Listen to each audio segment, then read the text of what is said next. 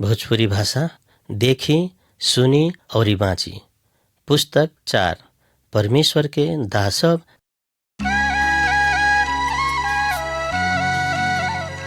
परिचय। मित्र सब परमेश्वर अपन आज्ञा पालन करे केला उनकारा सेवा करे वाला के वास्ता और प्रेम कैलन। जैसे ही अपने पियर रंग के पुस्तक 4 में रहल चित्र सब के देखम, अपने सब इस संदेश में कहल वास्तव में ध्यान से सुनी। आ जब ई आवाज के अपने सब सुनम, तब ई पुस्तक में दूसर का तरफ रहल चित्र सब के देखी।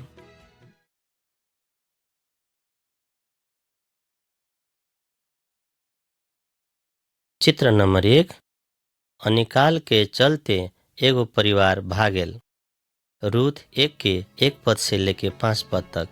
परमेश्वर आदमी सब के सृष्टि कैलन, लेकिन ओखनी सब परमेश्वर के विरोधी हो गेल। तब परमेश्वर अपने के चिन्हे सके आ आराधना करे सके वास्ते इस्राएली सब के चुनलन। लेकिन कहियो काल इस्राएली सब भी परमेश्वर के विरोध बागी हो गए आ अन्य जाति जैसन मूर्ति सब आ झूठा ईश्वर के पूजा करे लागल। यही से परमेश्वर ओकनी सब के जांच करेला आ उस सब के अपन तरफ लौटावे के लेल इस्राएली सब के बीच अनिकाल आ लड़ाई सब के बैठैलन। ओकनी सब मध्य एगो परिवार खाना खोजे के लागी भाग के मोआब देश में पुगेल। उ देश में ओकनी सब जमा 10 बरस रहलक। उ परिवार के बाबू के मृत्यु उहे देश में हो गेल। ओकरा 2 गो लड़का मोआबी पत्नी सब के ले अयलक आ उ दोनों बेटा के भी बाद में मृत्यु हो गेल। अब उ परिवार के माई मात्र अपन दोनों पोता के साथ उ देश में रहे लागल।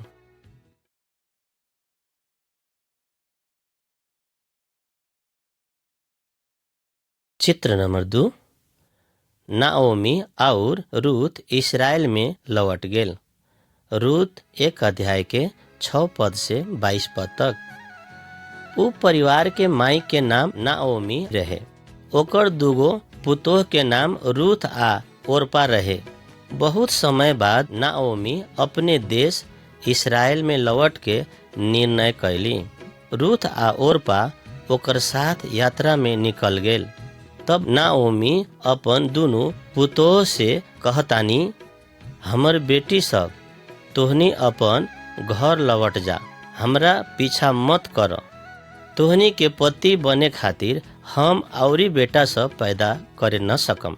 परम प्रभु हमर विरोध में बारन। 2 जना मध्य ओरपा अपन सासू के चुंबन कैनी आ बीच रास्ता से अपन बाबू माई के घरे लौट गईलिन। लेकिन रूत अपन सासू के पीछा न छोड़लक आ नाओमी के जवाब देत कहनी, हमरा लौट के जाएला और रउआ के छोड़ेला न कहीं। अपने जहाँ जाएम हमू उहे जाएम, अपने जहाँ रहम हमू उहवे रहम। अपने के आदमी सब हमर आदमी होई आ अपने के परमेश्वर हमर परमेश्वर होई। तब रूत नाओमी के साथ इस्राएल देश के बेतलहेम में चल गईनी।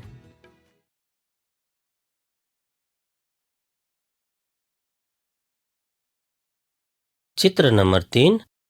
रूत सीला बाला खोजई। नाओमी और रूत बहुत गरीबी हाल में रहे। एक दिन रूत अपन सासू नोआमी से कहनी, कृपया हमरा खेत में जाय दी, जौन हमरा में माया करी ओकरा पछाड़ी सीला बाला खोजे जाय दी। यहीं से रूत खेत में कटनी करे वाला के पछाड़ी पछाड़ी सीला बाला लोरे गईनी। उ खेत एक जना बोआज नाम के व्यक्ति के रहे।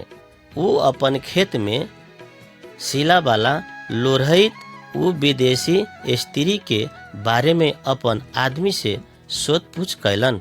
नौकर सब उनकरा जवाब देत कहलन, ओ भरखर मोआब देश में नोआमी के साथ आयल एगो मोआबी लड़की है। अपन सासू प्रति कैले असल व्यवहार के बारे में बोआज सुनले रहे।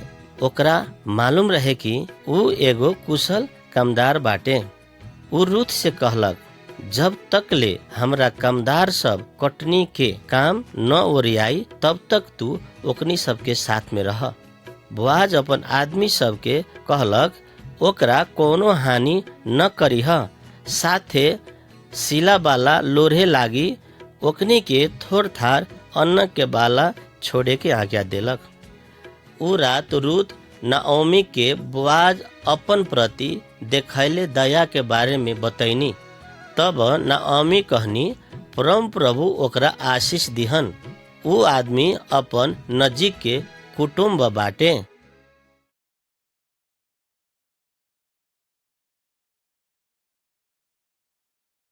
चित्र नंबर 4, खाला में रूत औरी बोआज। रूत 3 अध्याय के 1 से लेके 18 पद। नियम अनुसार इस्राएल में कोनो व्यक्ति के मृत्यु भेला में ओकरा नजीक के नातेदार उ व्यक्ति के विधवा पत्नी के साथ शादी कर सकते रहे। एक दिन नाओमी अपन पुतोह रूत से कहनी, अब तोरा खातिर हमरा पति खोजे के पड़ी, तोहर एगो अपने परिवार होखे। बोआज तो हमरा अपने नातेदार बाटे। आज रात में वो अपन खाला में जौ बताई। ए लेल नहा के अपन सबसे बढ़िया कपड़ा लगा के उ जौ बताए वाला खाला में जो आ उ सुत रहला के बाद में तुहू जाके ओकरा गोड़ तरफ के ओढ़े वाला उठा के वही लगे ओठंग जइह। रूत ओकरा सासू के कहल बमोजिम कैनी। जब बोआज नींद से जागल, उ रूत के अपन गोर के लगे सुतल देखलक। तब उ रूत हमरा से विवाह करे के चाहत बाटे से बात मालूम भेल। यही से बोआज रूत के कहलक, रूत तू जे चाहत बारा हम करम, काहे कि तू गुणवती बारा से बात नगर के सब आदमी के था हो चुकल बा।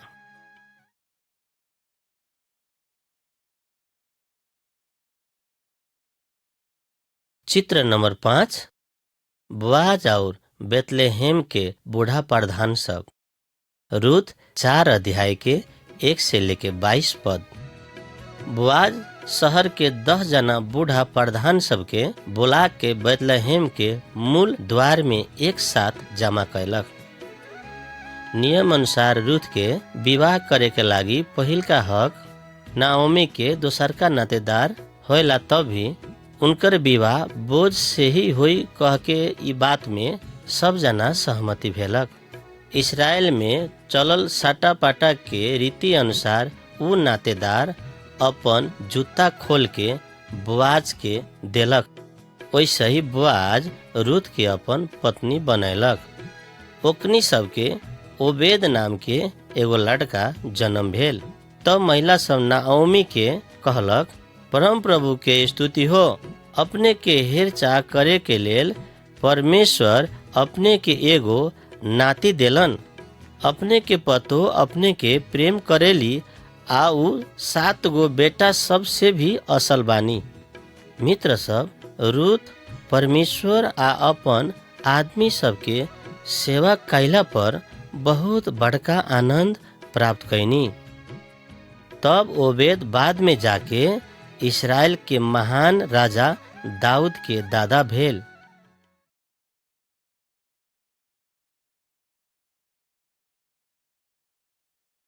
चित्र नंबर 6, मरियम और परमेश्वर के स्वर्गदूत। लूका 1 अध्याय के 26 पद से 38 पद तक। रूत के बहुत पूछता के बाद परमेश्वर अपन सेवा में एक जना दोसर स्त्री के छानलन। ओकर नाम मरियम रहे। वो रूत के वंश रहली। मरियम एक अविवाहित कन्या रहली। ओकर मंगनी एक जना यूसुफ नाम के व्यक्ति से भेल रहे।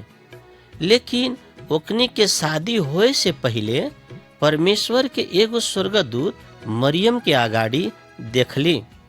स्वर्गदूत मरियम से कहलन, न डरो मरियम, काहे कि तू परमेश्वर से निगाह प्राप्त कैले बारे। देख, तू गर्भवती होबे आ एगो लड़का के जन्म देबे, आ तू ओकरा नाम यीशु राखिए। तब मरियम दूत से कहनी, देखी हम परम प्रभु के दासी, हमरा अपने के वचन अनुसार होई। तब परमेश्वर के पवित्र आत्मा मरियम ऊपर अयलन, आ ऊ गर्भवती भेलिन, आ ऊ एगो पुत्र के जन्म देली। एही लेखा से मरियम परमेश्वर के पुत्र यीशु के माई भेली।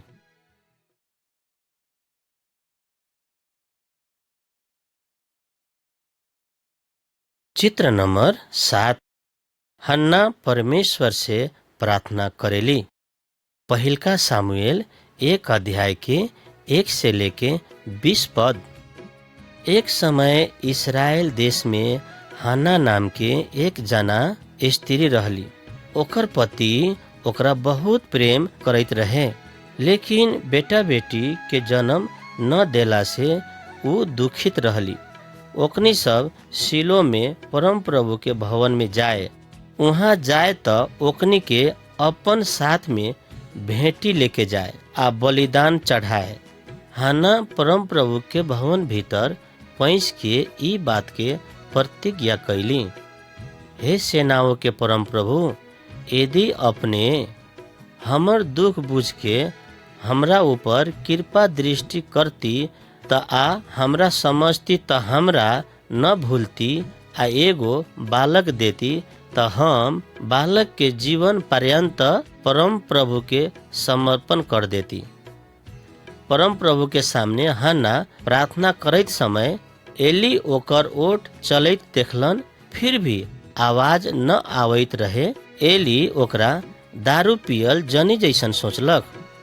परम प्रभु हन्ना के प्रार्थना सुनलन, आ कुछ समय के बाद ऊ एगो लड़का के जन्म देली, आ ओकर नाम सामुएल रखली।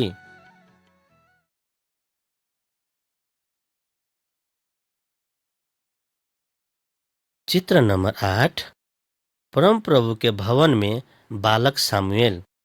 1 सामुएल 1 अध्याय के 24 से लेके 28, 2 अध्याय के 12 से लेके 21, 3 अध्याय के 1 से लेके 21।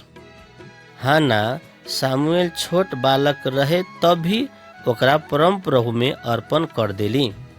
ऊ एली के साथ रहेला सामुएल के शिलो में परम प्रभु के भवन में ले आईनी। एली ओकरा परम प्रभु के सेवा करे के तरीका सिखैलन। एली के 2 गो लड़का रहे, ओकनी सब दुष्ट रहे। यही से परम प्रभु अपन पुजारी मार्फत आदमी सबसे बोले के छोड़ देलन। एक रात सामुएल परम प्रभु के भवन में सुतल समय अचानक परम प्रभु ओकरा नाम धके बोलैलन। तब सामुएल दौड़ैत एली के पास गेल आ कहलक, अपने हमरा बोलैली, हम इहे बानी। एली कहलन, न, हम तोहरा न बोलैली, जो जाके सुत। ऐसन 3 बार भइल। तब परम प्रभु ही ई बालक के बोलैले होइहन, एली समझ गेल। एली सामुएल से कहलन, जाके ओठंग जो। यदि वहाँ के फेरू बोलैहन तो ऐसे कहिया, परम प्रभु कहीं अपने के दास सुन रहल बा। ओकरा बाद परम प्रभु सामुएल से समय समय में बहुत ही बेजी बोलन। सामुएल इस्राएल के एक महान पुजारी आ अगुआ भेलन।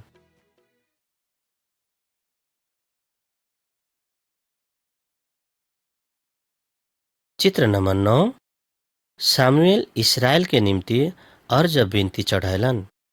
पहिलका सामुएल 7 अध्याय के 2 से लेके 14। परम प्रभु एली के दुष्ट बेटा सबके सजाए दिलन। ओकनी के युद्ध में मारल गेल, आ इस्राएली सब पलिश्ती सबसे पराजित हो गेल। पलिश्ती सब इस्राएली ऊपर 20 बरस से ज्यादा शासन कैलन। तब सामुएल आदमी सबसे कहलन, यदि तोहनी सब अपने आप के विदेशी देवी देवता से अलग राखबे त आ अपने आप के परमेश्वर में समर्पण करबे त परम प्रभु तोहनी सबके पलिश्ती सबके छुटकारा दिहन।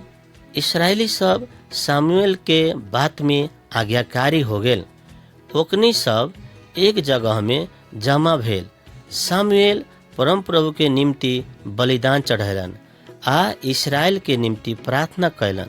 फलिस्ती सब इसराइली सब के विरुद्ध आक्रमण करेला जमा भेलक, लेकिन परम प्रभु ओकनी सब ऊपर एगो बड़का गर्जन पेठैलन आ उ गर्जन सुन के फलिस्ती सब आतंकित होके भागल।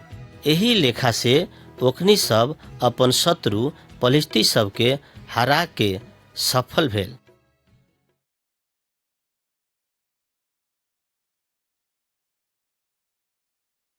चित्र नंबर 10। सामुएल साउल के तेल से अभिषेक कैलन। पहिलका सामुएल 8 अध्याय के 1 से लेके 10 अध्याय के 1 पद तक। इसराइली सबके वास्तविक राजा स्वयं परम प्रभु ही रहलन आ सामुएल ओकनी सबके अगुवाई करैत रहलन।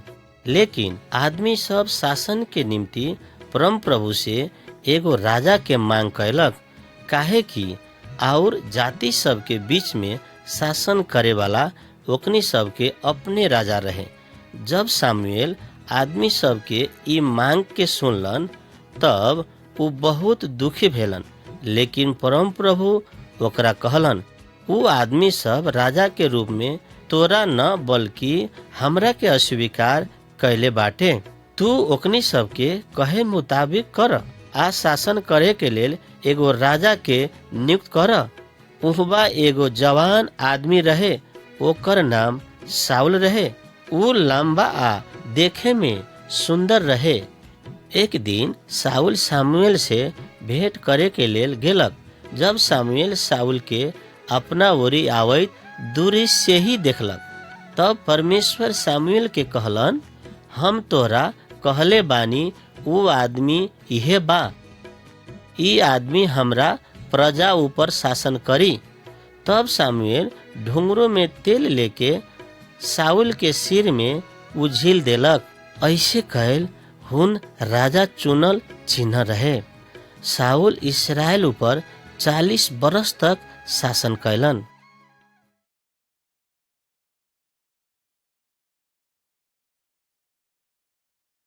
चित्र नंबर 11।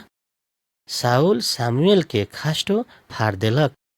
पहिलका सामुएल 15 अध्याय के 1 से लेके 29 पद। अमालेकी सब बहुत दुष्ट रहे आ ओकनी सब इसराइली सब के बहुत दुख देल रहे। सामुएल राजा साउल के कहलन, परम प्रभु के संदेश के सुना, तोहनी सब जाके अमालेकी सब के मार आ ओकनी सब के सब चीज सब के नष्ट कर द। परम प्रभु अमालेकी सब के हर बेला साउल आ ओकरा सिपाही सब के सहायता कैलन, लेकिन उ सब परमेश्वर के आज्ञा के पूरा रूप से न मानलक। इसराइली सब अमालेकी सब के पशु के परम प्रभु के बलिदान देवेला जोगा के रखले रहे, साथ ही ओकनी के राजा के भी न मारलक। तब सामुएल साउल के कहलन, तू परम प्रभु के आज्ञा के इनकार कैला के कारण परम प्रभु भी तोरा राजा के रूप में इनकार कर दिहन। इतना कह के जैसे सामुएल लौटे के लेल घुमलन, साउल ओकर खास्टो के कोर पकड़लक। तब सामुएल के खास्टो फाट गेल। लेकिन सामुएल ओकरा से कहलक, आजू परम प्रभु इसराइल के राज्य के आ अपने से दोसर एक जना असल आदमी के दिहन। मित्र सब साउल परम प्रभु के लागी बलिदान चढ़ैलक, लेकिन उ परमेश्वर के आज्ञा पालन न कैलक। सामुएल अपन जीवन भर परम प्रभु के सेवा कैलन आ परमेश्वर के आज्ञा पालन कैलन। ई दुनु में कौन असल बा? धार्मिक बात मात्र करे के या उनकर आज्ञा पालन करे के? अवश्य ही परमेश्वर के आज्ञा पालन कैल असल बा।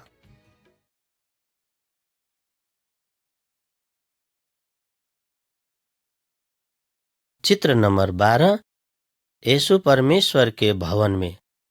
लूका 2 अध्याय के 41 से लेके 50 पद तक। सामुएल के कथा के बहुत साल बाद यीशु एगो छोट बालक के रूप में कन्या मरियम के कोख से इसराइल देश के यरूशलेम शहर के बेतलेहम गांव में जन्म लेलन। यीशु 12 बरस पुगला पर अपन माई मरियमा यूसुफ के साथ यरूशलेम में गेलन।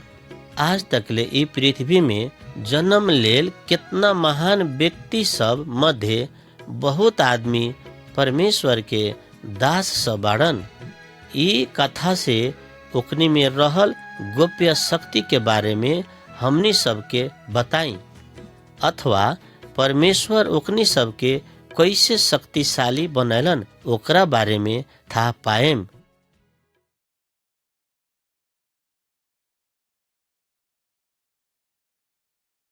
चित्र नंबर 13, दाऊद बहादुर आ साहसी चरवाहा।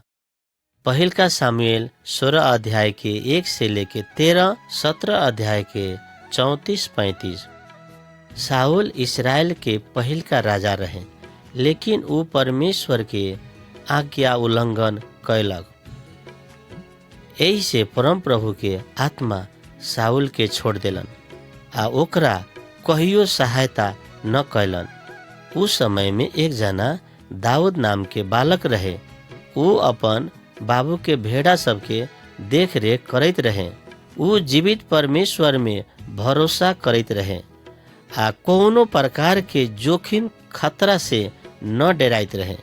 एक दिन अपन भेड़ा सब मध्य एगो के जंगल के सिंह पकड़ के ले गेल। दाऊद सिंह के मार के भेड़ा के छोड़ा के ले अयलक। दाऊद बहुत अच्छा से बिना बजा के गीत गा के परम प्रभु के प्रशंसा करते रहे। वो बाद में जाके ऐसन व्यक्ति बनलक, वैसन परम प्रभु हमनी सब के दाऊद के जैसन बनल देखे के चाहलन। यही से परम प्रभु दाऊद के शाऊल के बाद इसराइल के राजा बनेला चुनलन।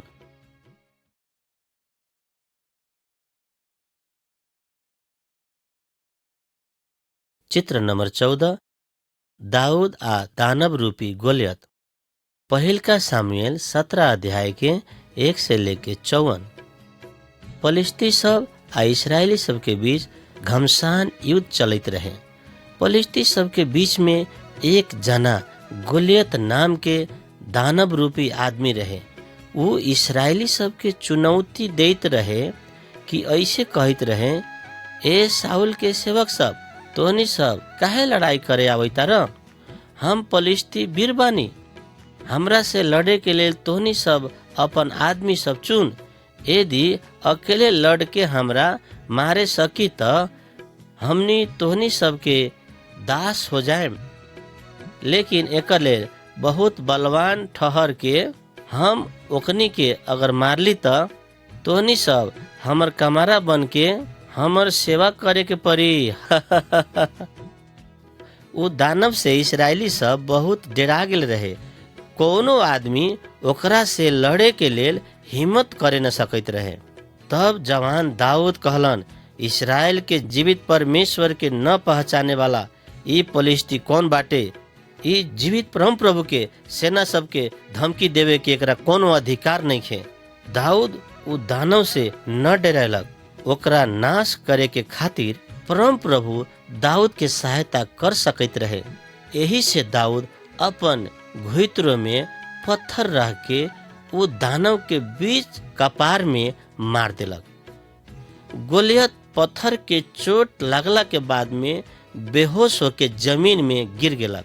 तब दाऊद दौड़ैत ओकरा तरफ गेलक आ उ दानव के अपने तलवार से सिर शरीर से काट के अलग कर देलक। यही लेखा से इसराइली सिपाही सब फलिस्ती सब के हरावेला सफल हो गए।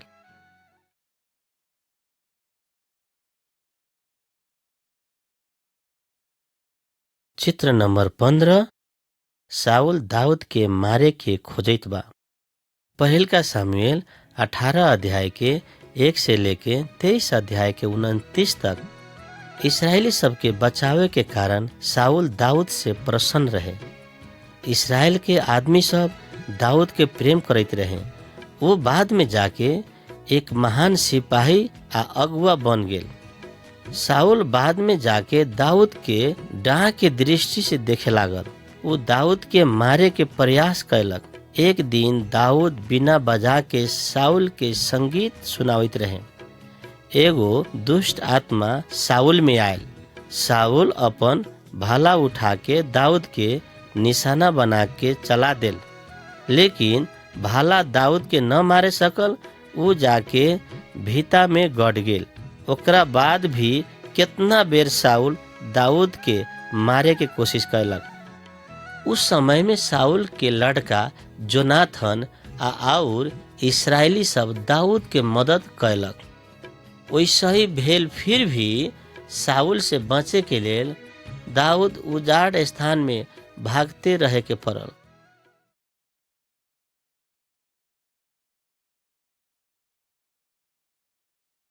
चित्र नंबर 16। दाऊद शाऊल के जीवन बख्श देलन। पहिलका सामुएल 26 अध्याय के 1 से लेके 25। शाऊल आ ओकर सिपाही सब दाऊद के खोजे के पकड़े के लेल उजाड़ स्थान के तरफ गेलक। एक रात दाऊद आ उनकर मित्र अभिषय, शाऊल आ ओकर आदमी सब सुतल समय में मौका पाके ओकनी सुतल रहल पाल में पैस गेल। अभिषय शाऊल सुतल समय में मौका पाके ओकरा मारे के चाहत रहे, लेकिन दाऊद अभिषय के ऐसे करैत रोक देलक। दाऊद कहलन, राजा के कोनो हानि न कर। परम प्रभु के अभिषेक जन के ऊपर हाथ उठावे वाला कौन आदमी बिना दंड से उमक जा सकी। जब ओकनी सब पाल से बाहर निकलक, दाऊद आदमी सबके जगावे के लागी बहुत जोर से चिचियाइत कहलक, तोहर स्वामी महाराज के कोनो हानि करे आइत रही त तोहनी सब काहे अपन स्वामी महाराज के रक्षा न कैला। देख त उनकर सिरहानी के भाला आ पानी के सुरही कहाँ बा। दाऊद शाऊल के कहलक, जैसे आजू हम अपने जीवन बख्श देली, ऐसा ही परम प्रभु भी हमरा जीवन बख्श दिहन। वो दिन से शाऊल दाऊद के प्राण लेवे खातिर ओकरा खेदो करे के छोड़ देलक।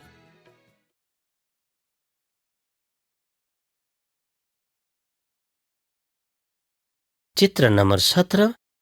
दाऊद के राज्य अभिषेक। पहिलका सामुएल 31 अध्याय के 1 से लेके 7, दोसर का सामुएल 5 अध्याय के 1 से लेके 7 अध्याय के 16 तक। फलिस्ती सब फेरू इस्राएली सब के साथ युद्ध करे आयल। राजा शाऊल आ जोनाथन युद्ध में मारल गेल। तब आदमी सब दाऊद के इस्राएल के राजा बनैलक। वो अपन दरबार यरूशलेम में बनैलक। परम प्रभु दाऊद के कहलन, तू भेड़ा के चारवाहा होल समय में हम तोरा चुनली आ हमर प्रजा इस्राएली सब के राजा बनेला नियुक्त कैनी। हम तोहरा पृथ्वी के महान आदमी सब मध्य एक बनाएम। परम प्रभु दाऊद के एगो महान व्यक्ति बनैलन आ इस्राएल के शत्रु सब के नष्ट करेला ओकरा शक्ति देलन।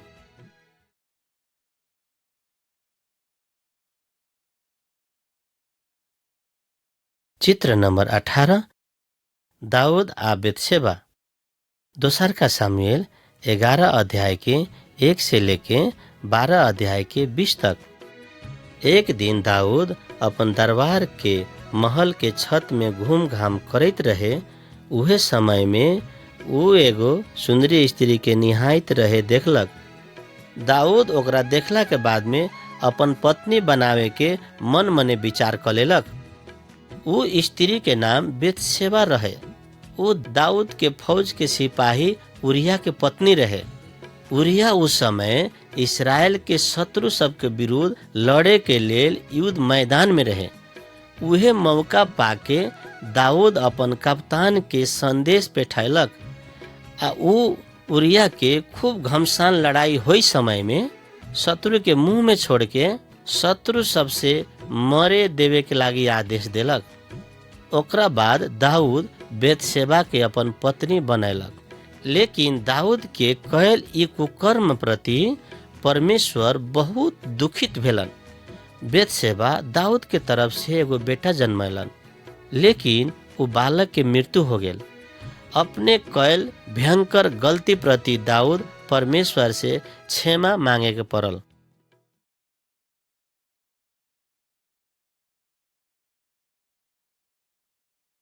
चित्र नंबर 19, परम प्रभु के निम्ति भवन। एक इतिहास 22 अध्याय के 1 से लेके 19। दाऊद परम प्रभु के विरुद्ध में पाप कैलक, फिर भी वो परमेश्वर के प्रेम करते रहे आ उनकरा सेवा करे के चाहत रहे। वो परमेश्वर के आराधना करेला एगो बड़ा घर बनावे के चाहत रहे, लेकिन परम प्रभु ओकरा कहलक, तू हमरा निम्ति भवन न बनइहे, काहे कि तू बहुत आदमी के हत्या कैले बारे, लेकिन तोहर एगो बेटा होई जेकर नाम सुलेमान होई। उहे हमरा निम्ति भवन बनाई, हम ओकर राज्य सदा के लेल स्थापित करम। दाऊद अपने मरे से पहले परम प्रभु के भवन निर्माण करेला बहुत सामान सब तैयार कैलक, लेकिन बाद में जाके ओकरा बेटा सुलेमान भवन निर्माण कैलक। परम प्रभु के भवन बहुत सुंदर आ भव्य रहे। एकरा बनावे में 7 बरस लागल। 100 बरस तक इस्राएल के आदमी सब यरूशलेम के ई भवन में परम प्रभु के आराधना कैलक आ ओकनी सब अपन महान राजा दाऊद के कहियो न बिसरलक।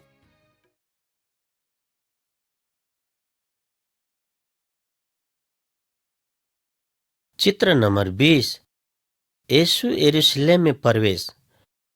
मत्ती 21 अध्याय के 1 से लेके 11। दाऊद के मृत्यु के करीब 2000 बरस बाद ओकरा घर के घराना में यीशु के जन्म भेल। यीशु के माई कन्या मरियम रहे।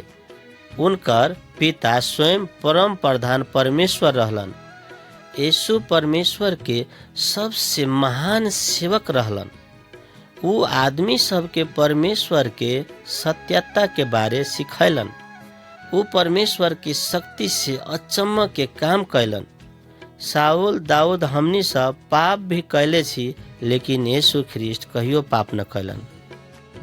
एक दिन यीशु गधा के बछेड़ा में चढ़ के यरूशलेम के तरफ जाइत रहल समय में आदमी सब ऐसे कहत चिचियाइत रहलक, दाऊद के पुत्र के होशाना, परम प्रभु के नाम में आवे वाला धन्य के है, परम धाम में होशाना।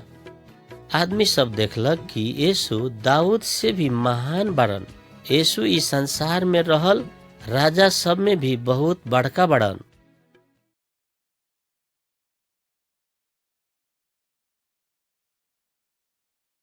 चित्र नंबर 21, एलिया के काग खाना खियले बाटे। पहिलका राजा 17 अध्याय के 1 से लेके 6। दाऊद आ सुलेमान के बाद और बहुत राजा सब मध्य एक जना के नाम अहाब रहे। ओकर एक इजबेल नाम के बहुत दुष्ट पत्नी रहे। वो परम प्रभु के बहुत जना सब के हत्या कैले रहले। आदमी सब के जबरदस्ती बाल देवता के मूर्ति सब के पूजा करे के कर लगावत रहे। एलिया परम प्रभु द्वारा चुनल एक महान शिक्षक अथवा अगमवक्ता रहे। वो एक दिन अहाब की यहाँ जाके कहलन, इस्राएल के जीवित परमेश्वर के नाम में हम कहत बारी कि आवे वाला 3 बरस तक ई जगह में पानी न पड़ी। आ परमेश्वर इस्राएल में एगो बहुत बड़ा अनिकाल पेठावे वाला बाड़न। अकाल पड़ला के बाद भी परमेश्वर एलिया के ऊपर वास्ता करत रहलन। परमेश्वर एलिया के करीत नाम के जगह में जाए ला कहलन, जहाँ वो नदी के पानी पिए सकई। आ प्रत्येक दिन काग अपन चूचो में चाप के एलिया के लागी खाना ले आवत रहे।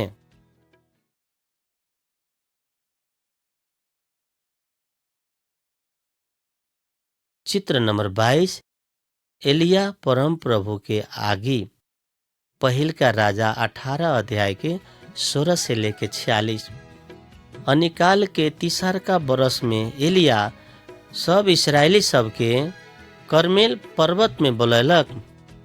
एलिया सब आदमी सबके आगाड़ी कहलन, यदि परम प्रभु ही परमेश्वर बारन त उनकारा के पछियाऊ, लेकिन यदि बाल देवता ही परमेश्वर बा त ओकरे के पछियाऊ। आदमी सब बाल देवता के बलि चढ़ाएला एगो साढ़े के मारलक। ओकरा बाद एलिया बाल देवता के पुजारी सबके कहलन, तोहनी सब अपन बाल देवता के नाम पुकार, हम परम प्रभु के नाम पुकारम। आग द्वारा जवाब दे वाला ही परमेश्वर बाड़न। उ दिन भर बाल देवता के पुजारी सब अपन ईश्वर के पुकारलक।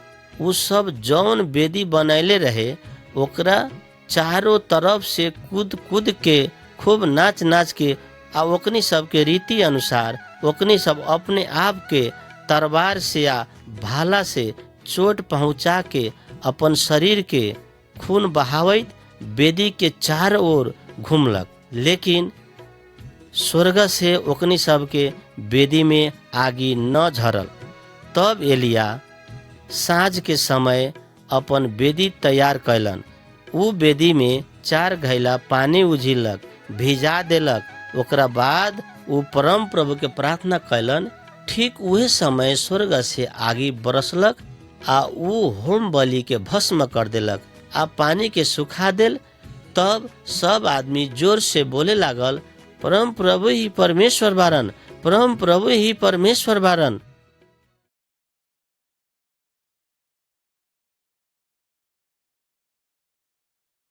चित्र नंबर 23। एलिया के स्वर्गारोहण। पहल का राजा 19 अध्याय के 1 से लेके 21, दोसर का राजा 2 अध्याय के 1 से लेके 14। एलिया बाल देवता पूजे वाला पुजारी सबके हत्या कर देल, काहे कि ओकनी सब बहुत दुष्ट रहे। यही से इजबेल एलिया के मारे के धमकी देले रहे। ई बात सुन के एलिया डेरा गेल आ उ उजाड़ स्थान के तरफ भागेल। उहबा परमेश्वर एलिया से भेंट कैलन।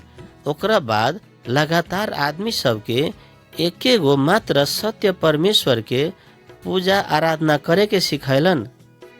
उ एक दिन ओकनी सब संगे घूमत के समय अचानक स्वर्ग से एगो अग्निमय रथ आ अग्निमय घोड़ा सब देखा पड़लक आ ओकनी सब उ सबके एक दूसरा से अलग कर देल। परमेश्वर एलिया के भूमरी द्वारा स्वर्ग में उठा के ले गेलन। परमेश्वर एलिया के उठा ले गेला के बाद में एलिसा एलिया के फेरू कहियो न देखलक।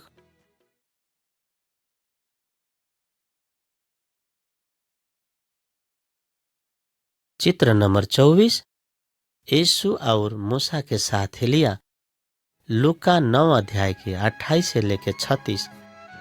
वो घटना के 7 बरस बाद यीशु ख्रिस्ट के पाल में एलिया फेरू पृथ्वी में लौटल। एक दिन वो पर्वत में यीशु ख्रिस्ट के साथ दिखाई देलन। एलिया से बहुत बरस पहले के दोसर का महान अगमवक्ता मूसा भी ओकरा संगे देखा पड़ल रहे। यीशु के 3 जना चेला सब उनका सबके परमेश्वर के महिमा से घेरल देखलक। उस समय पतरुस, यूहन्ना आ याकूब के अपने साथ लेके प्रार्थना करेला यीशु पहाड़ पर चढ़त रहलन। तब परमेश्वर स्वर्ग से ऐसे कहलन, ये हमर प्रिय पुत्र बाड़न, जेकरा हम छानले बानी, एकर वचन सुनी। प्रिय मित्र सब, परमेश्वर आ इस्राएल के इस सब महान व्यक्ति सब हमनी सबके यीशु ख्रिस्ट के तरफ देखावित बाड़न। यीशु ख्रिस्ट सब आदमी सबके सेवा करे के लेल आयल रहलन। हमनी के पाप के निमित्त बलिदान हो के मर गेलन। हमनी के आत्मा के सब दिन के लागी जीवित करे के लागी मृत्यु से फेरू जी उठलन। यही से यीशु के कहल बात सुनी आ उनकारा में हमनी के आत्मा के लागी अनंत जीवन प्राप्त करी।